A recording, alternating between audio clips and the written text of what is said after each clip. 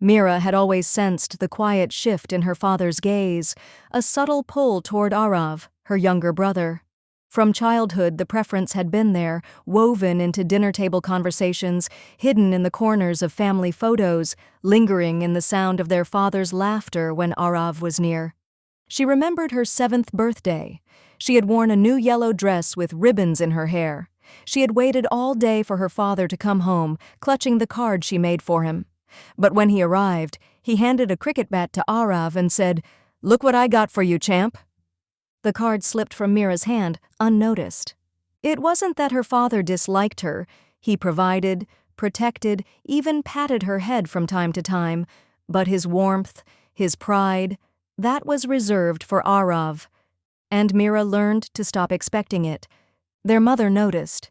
She often placed a quiet hand on Mira's back or left her favorite snack on her study table, but even her mother's silent gestures couldn't fill the hollow space her father's coldness carved.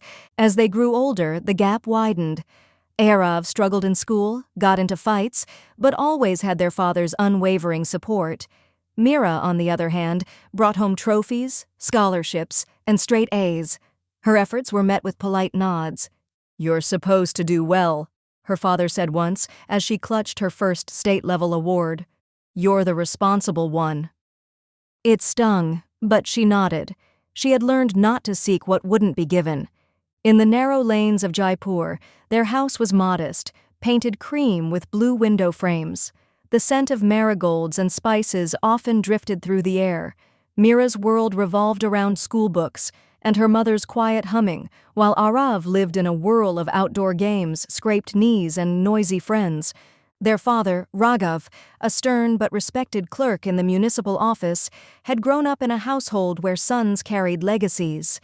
He believed in discipline and honor, and somewhere in his well-ordered view of the world, daughters were to be protected, not celebrated. One summer, Mira won a local essay competition. She was invited to the district library to read it aloud. She wore her best salwar kameez and hoped her father would come. He didn't. "Arav had cricket practice," he said later. "You understand?" She smiled, but that night she cried into her pillow. High school brought long nights and quiet victories. Mira would study late under the dim lamp, her room lined with books and sticky notes.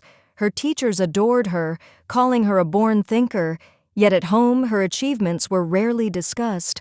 Arav failed twice. Their father bought him a new bike to cheer him up.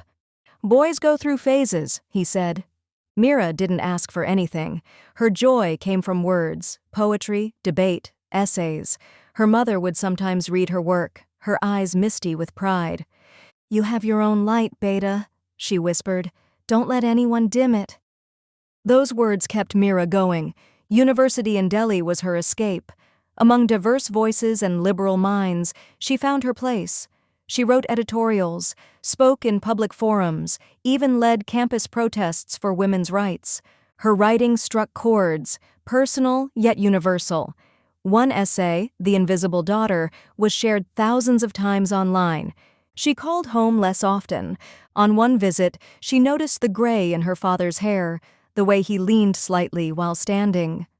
"Arav is doing well," he told her. "He coaches young boys, builds character." She nodded, even smiled. But inside, the old ache remained. The invitation came in winter. She was to speak at the National Youth Forum. Her topic, gender and recognition in Indian families. She stood on the grand stage, the spotlight soft on her face. Her voice trembled only once. "I did everything right," she said, "but love isn't always earned through perfection. Sometimes it's withheld because of who you are, not what you do." She didn't name her father, but in her heart she addressed him with every word. After the speech, as applause echoed and journalists swarmed, her phone buzzed. "Proud of you, Dad." She froze. "Read it again." Her fingers hovered over the screen. She didn't reply. When she returned home, her father was waiting. He seemed smaller, unsure. "I watched your speech," he said. I didn't realize." Mira looked at him, eyes steady. "I never asked you to choose me over Arav," she said. "Just to see me." He sighed, voice cracking. I thought I was being fair. Sons. They need more push, more guidance. But maybe I let that blind me. She nodded slowly. They sat in silence. Healing didn't happen in one talk. It came in long walks, shared laughter, old photo albums revisited. Her father began reading her essays, asking her thoughts, sharing memories of his childhood. She saw him, not as the stern judge of her youth, but as a flawed man shaped by generations of belief. One evening, as they watched the sunset, he said, "I'm proud of who you are, Mira." "I always was. I just didn't say it." She leaned back, letting his words settle.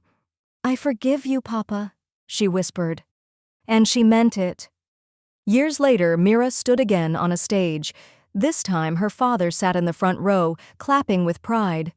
She saw him now with different eyes, not as the father who chose her brother, but as the man who finally chose to change. And in that choice, she found peace.